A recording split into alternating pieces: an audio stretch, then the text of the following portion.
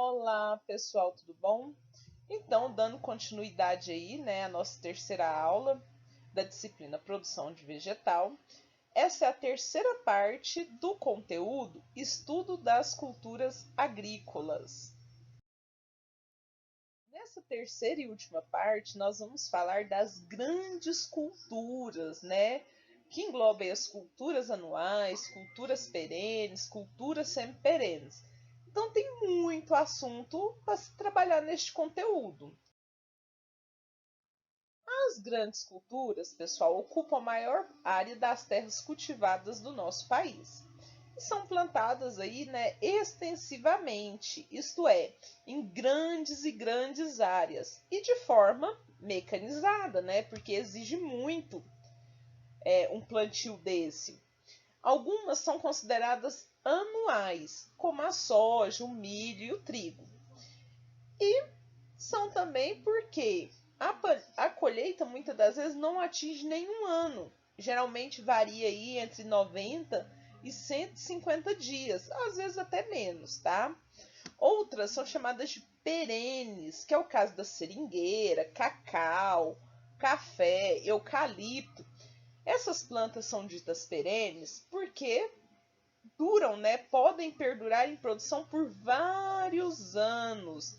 Então, dura aí uma cultura anos e anos. E até mesmo décadas, tá bom?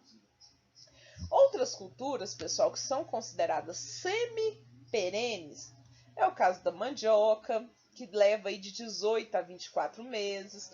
O caso da cana de açúcar, que permanece aí, aqui cita, né, por até 3 anos, mas dependendo do plantio, pode chegar até 6 anos, né, 6 cortes, e por aí diante. Para não ficar um assunto muito extenso, pessoal, eu escolhi apenas uma cultura para demonstrar para vocês, tá? Dentro dessas grandes culturas, porque senão nós teríamos muito assunto. Não daria tempo, vamos assim dizer.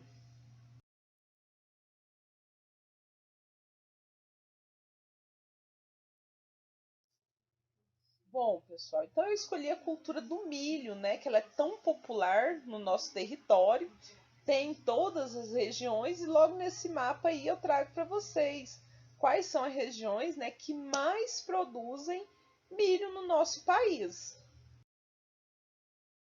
O milho, ele tem uma importância muito grande, não apenas na produção da cultura anual, mas em todo o relacionamento que essa cultura tem na produção agropecuária, pessoal. Tanto no que diz a respeito a fatores econômicos quanto sociais. Ele tem uma grande versatilidade de uso. Pode ser usado, né, na produção de animais.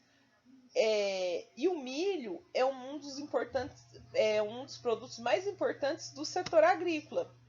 Ele é um elemento básico na ração animal, além da alimentação humana.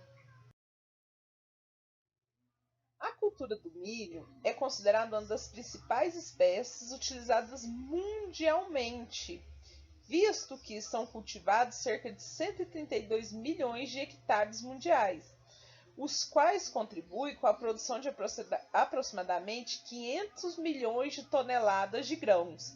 Então, a gente consome muito milho mundialmente, mas também se produz muito. A cultura do milho, pessoal, faz parte da família das gramíneas, tá? Gramineae. É do gênero Zea, espécie Zea mais, e é uma planta herbácea, anual e monocotiledônea. Supostamente teve sua origem na América do Norte, na cidade do México. Nesse slide, né, pessoal, eu trago para vocês a planta e suas partes. Então vai Deus da raiz, a bainha, a inflorescência, né? O pendúculo, e a inflorescência masculina. E tem tanto o sistema radicular fasciculado quanto o sistema radicular adventício, tá? Que é só um exemplo para vocês da planta do milho. Bom, dando continuidade aí, né? A planta e suas partes, temos a semente, né? onde tem aí a parede do fruto, o embrião, o cotilédone e o endosperma. E aqui a espiga, né? Que é composta pelo ovário, o óvulo e os estigmas, certo? E no centro aí o sabugo. O plantio de uma lavoura deve ser bem planejado, tá? Por quê? Pois determina o início de um processo que tem uma duração de até 120 dias e que afeta, né, todas as operações envolvidas, além de determinar o sucesso ou o fracasso dessa lavoura. Então, o planejamento não só da cultura do milho, tá, pessoal? Qualquer cultura. Esse planejamento começa aonde? Na compra da semente e nos demais insumos. O que são os insumos? Os defensivos agrícolas, os adubos, certo? E o agricultor deverá planejar a época de plantar essa semente, certo? E antes dele plantar essa semente, ele também tem que pensar de que forma que ele vai armazenar ela. Não basta adquirir essa semente e largar em qualquer lugar, porque você perde a viabilidade dessa semente, né? Você perde a força dessa semente se ela for armazenada em qualquer lugar. São consideradas, pessoais, ideais as cultivares de boa produtividade de espiga, associada a algumas características, como porte, né? Plantas altas, é muito importante isso. Formato da espiga, uma espiga aí mais cilíndrica, né? Com sabugo fino e grãos longos. Quanto maior o grão, melhor. Cor e sabor dos grãos.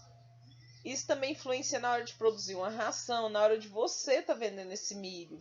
E o tipo da espiga também influencia quando a gente vai observar as melhores cultivares para estar se produzindo. Aqui, pessoal, eu trago um exemplo, né, da profundidade ideal da semente do milho e da posição do adubo. Então, a semente vai ficar em torno aí de 5 centímetros do solo e o adubo numa profundidade de 10 a 15 centímetros. Alguns elementos, pessoal, influenciam muito, tá, na cultura do milho. Esses elementos climáticos são temperatura, luz, água e o vento. O milho é uma espécie termossensível, ou seja, ele sente, né, as condições climáticas. A maioria dos genótipos atuais se desenvolve em temperaturas inferiores a 10 graus Celsius. Porém, a temperatura ideal é de 25 a 30 graus. Então, é para nosso clima, que é um clima tropical, subtropical, certo? O ciclo de uma cultivar de milho é o tempo decorrido entre a emergência e o florescimento da planta. Então, nós temos aí as cultivares tardias, precoces, médias ou normais. Esse aqui, pessoal, estágios de desenvolvimento do milho. Então, ele tem 10 estágios de desenvolvimento, que vai desde a germinação até quando o grão, né, se encontra bastante, vamos dizer assim, seco. Bom, pessoal, aqui eu trago, né, as fases fenológicas do milho. Então, a gente tem os estádios vegetativos e os estádios reprodutivos. A gente observa a emergência, primeira folha, segunda e terceira folha, até o pendoamento. E depois, nos estádios reprodutivos, eu vou a partir do momento aí do pendoamento até o formato do grão leitoso, pastoso, o grão duro e, por último, a maturação fisiológica, aquele ponto de colheita ideal.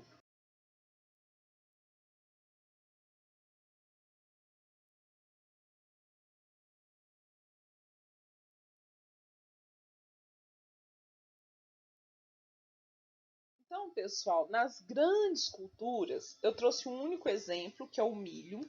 Né? Ele tem grande importância aí na cadeia produtiva brasileira, tanto quanto se fala economicamente quanto socialmente. Por que eu não trouxe outras ou mais? Porque é um assunto muito longo, certo? Então, o milho vem para exemplificar tudo aquilo que vocês precisam observar quando se vai trabalhar com alguma grande cultura, seja ela anual, perene ou semi-perene, né? O que vocês precisam observar nisso tudo? A qualidade do material genético que eu estou adquirindo para realizar o plantio, seja semente, seja muda, né? Profundidade de plantio e adubação. Eu trouxe uma noção do que tem que ser trabalhado.